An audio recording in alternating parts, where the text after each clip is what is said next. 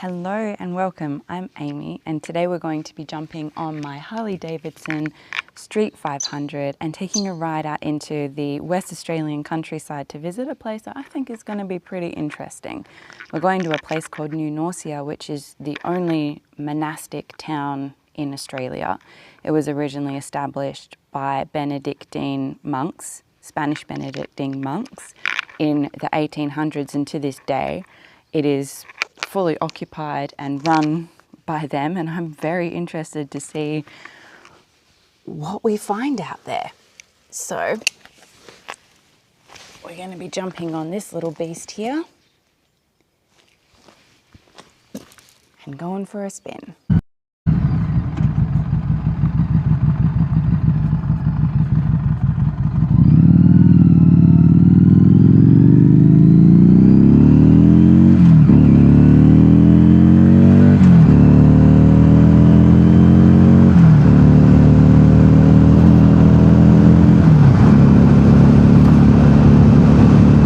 Always feels good to blow out the cobwebs.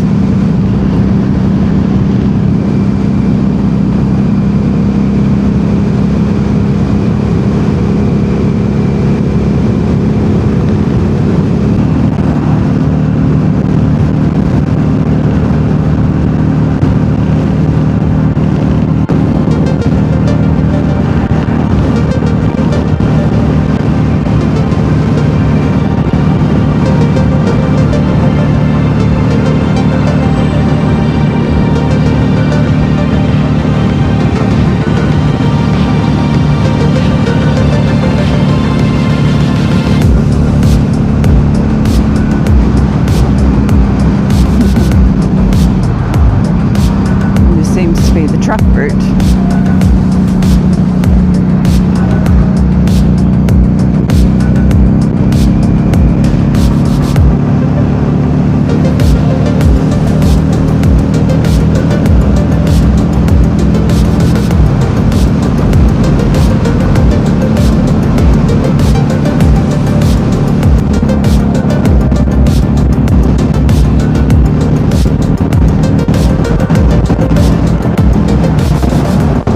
A lot of big tires.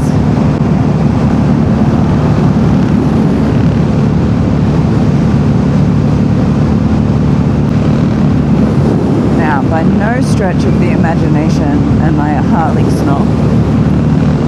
I love all my bikes equally. I have a Harley, I have an adventure bike, I have a sports bike, I have a 1970s classic bike, and I love them all equally, but for very different reasons.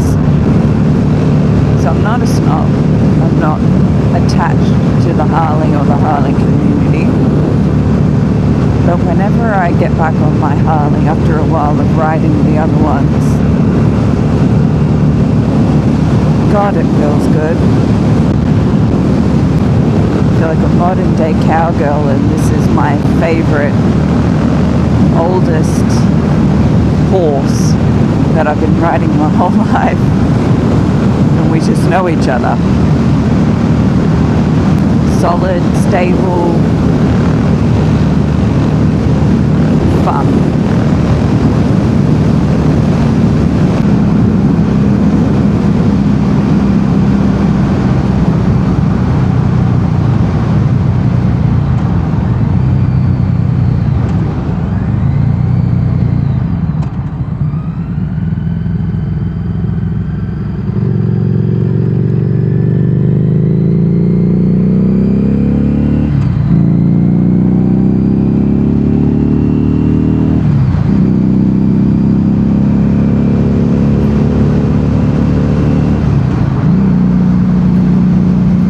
Established 1847. Petrol station owned and run by the monks. Might go there for some food later.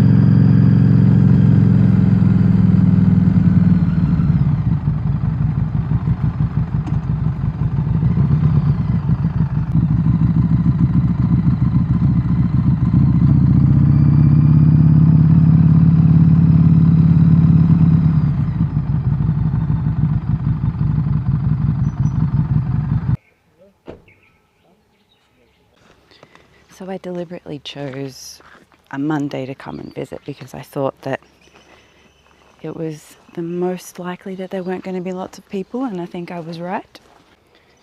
There's something very unexpected but tranquil about it. Not what you would expect to find out here in the West Australian countryside.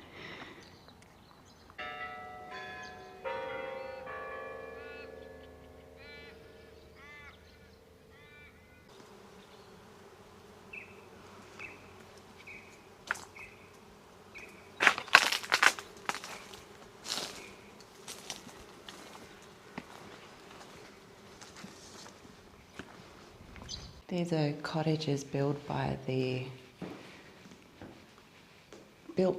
monks in the 1850s for Aboriginal couples who came to live in the community. The history between Australia and its Aboriginal people is not a good history. And they had colleges here that were specific for Aboriginal children.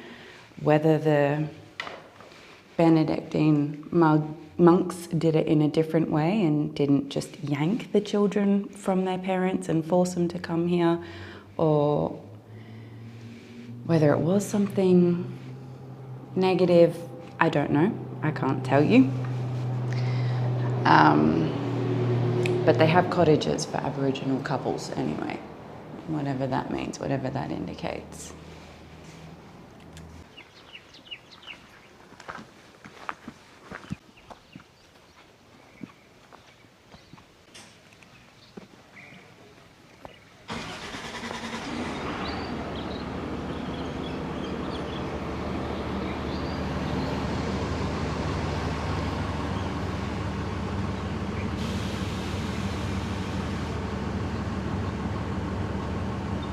College for boys.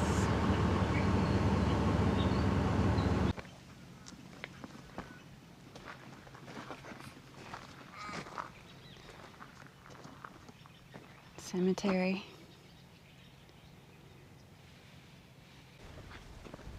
The girls' college.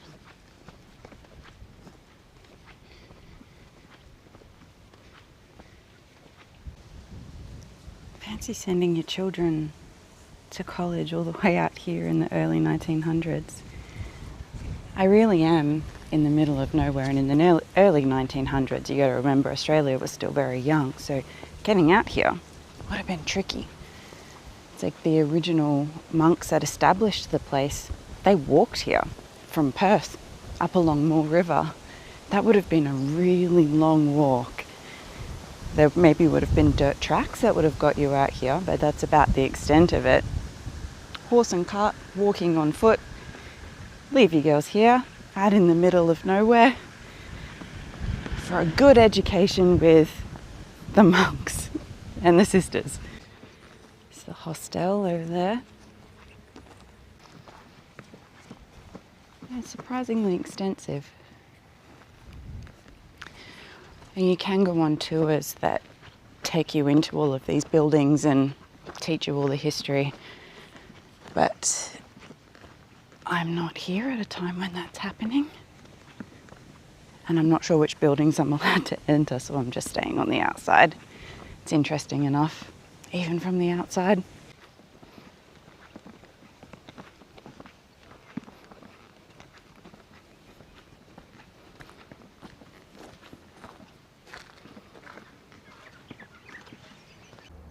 Rejoice, highly favoured one, the Lord is with you, his kingdom will have no end.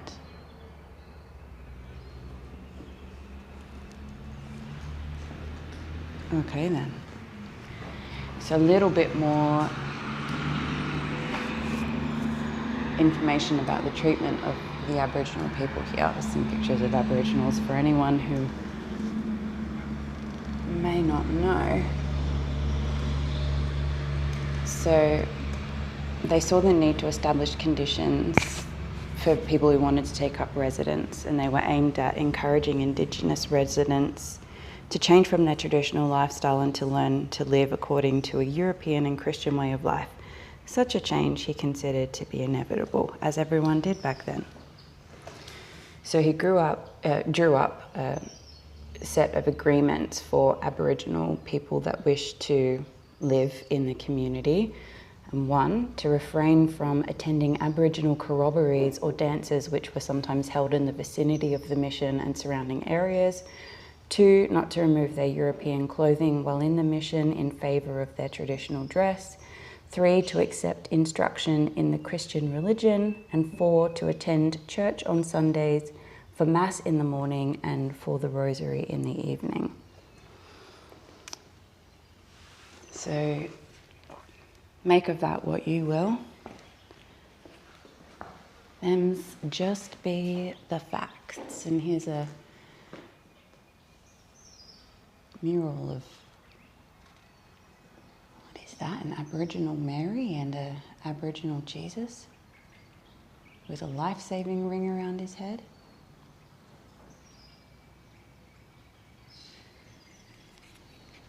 It's interesting, isn't it?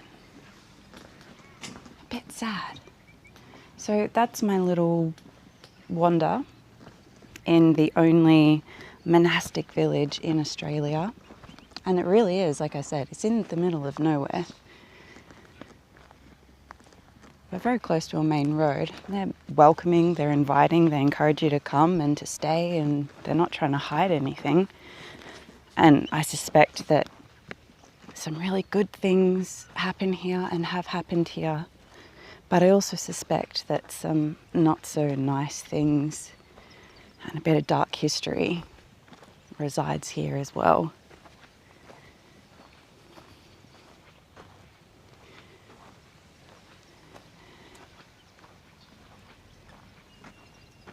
Hello.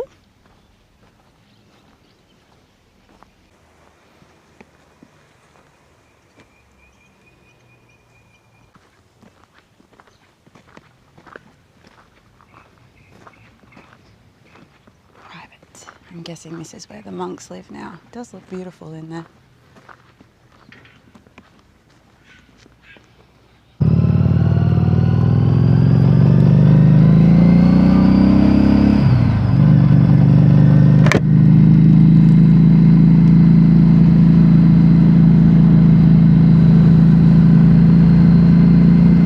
I have my own experience with religion. I grew up in a very religious household with very Mormon parents. And for them, religion was great. It saved them. They converted. It made them better people, gave them reasons to try and to love and to care about life. But I didn't stay Mormon for very long. Because to me, there were just some things about it, and I'm not saying this as a blanket statement. I absolutely believe that there are good Christians out there and that there are even good Mormons out there.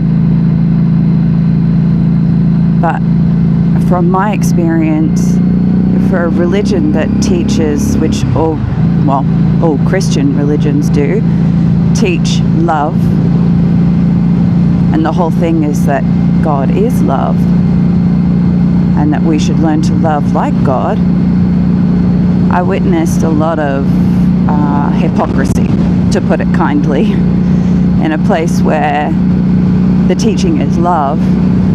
I felt there to be so much judgment.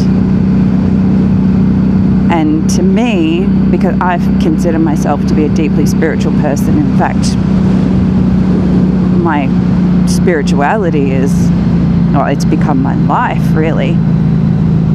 And so the hypocrisy, as well as the treatment of women, just as a little side note there, just did not sit well with me and my conscience at all.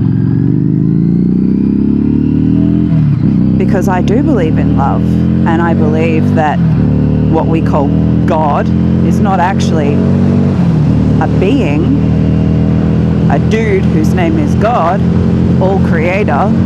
I believe God to be life itself. I believe God to be love itself.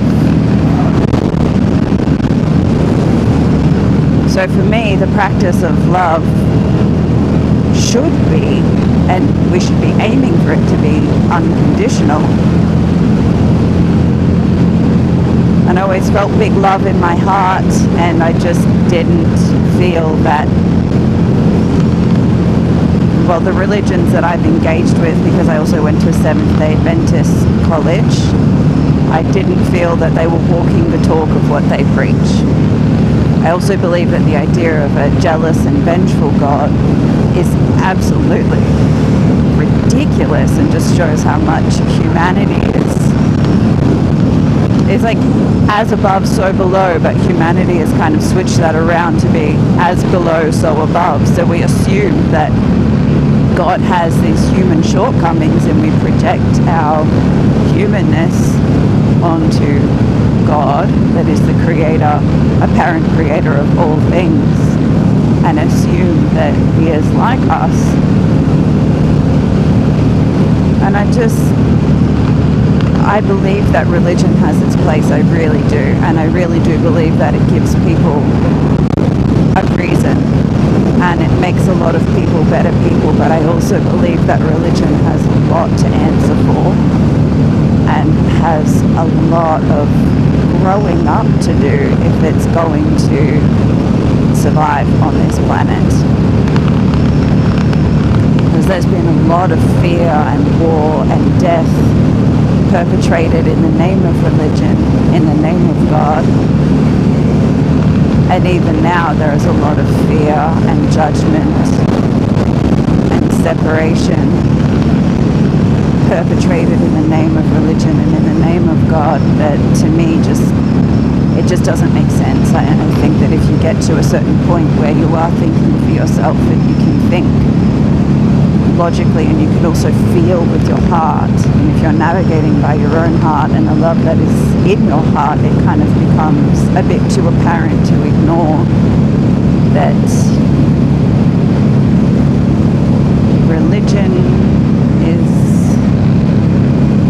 there's a lot of stuff in religion that is nonsensical, let's say, let's be kind. And there's a lot of stuff in religion that there should be no place for in the human psyche and in the human experience, and certainly in a communal experience that is meant to be one of love and upliftment and unity and oneness and connection. So I'm acutely aware of the good that religion produces, but I'm also acutely aware of, and personally aware of, deeply aware of, the harm that it has caused, the harm that it continues to cause, and the learning and, I guess, the karma that is to befall religion, because there's a lot to be answered for. Anyway, that's just a little of what I reckon. I actually wrote a whole book on it. If you're interested, I'll put the link in the description.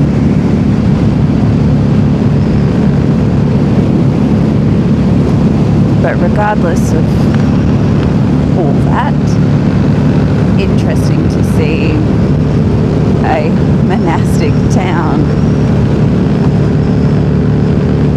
out in the West Australian countryside where there's not much of anything else, except there are a lot of trucks.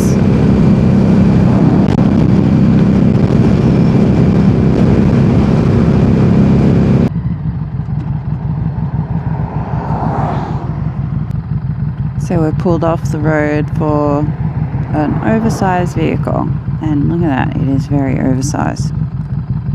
This is typical around here. I mean, I thought it was unusual that I made it to New Nausea without having to pull over for an oversize, but you definitely want to pull over for that one.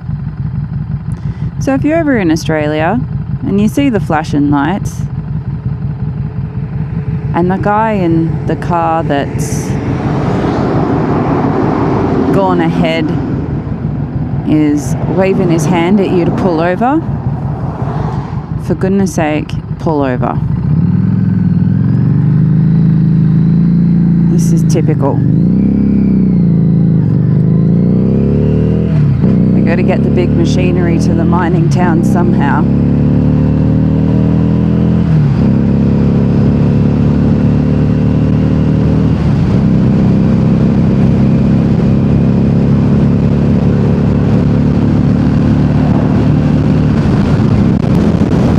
Now this is what I call the overtaking lane phenomenon. What happened was, we were doing 80, which is 30 kilometers under the speed limit, and then as soon as we get to an overtaking lane, that truck speeds up to, what are they doing? Something like 115. And I know that this is an Australian-wide phenomenon because I first witnessed it when I was driving around Australia when I was 20, living out of a tent for 7 months, and I noticed that people can be going so slow. It doesn't matter how slow they're going, when you hit an overtaking lane, they're off, and you have to drive like a maniac to try and get in front of them. What is that? What is that about? So I know that it's an Australian-wide phenomenon. Can you please let me know in the comments below if it is a worldwide phenomenon? Do they do that where you're from? Are they just so desperate to not, or to be in front that they'll take off like lunatics and not let you in front? It doesn't make sense to me. If I'm in front and I'm going slower than I know the person behind me wants to go, when we get to an overtaking lane, I'm slowing right down and giving them the opportunity to get in front of me. It's unpleasant to have people projecting behind you, wanting you to speed up. That doesn't seem to be the case for everyone, so please do let me know the overtaking lane phenomenon. Worldwide or just Australia-wide? So once again, thank you for joining me. Hit subscribe if you're interested in more, and I'll be sure to take you on some more adventures with me.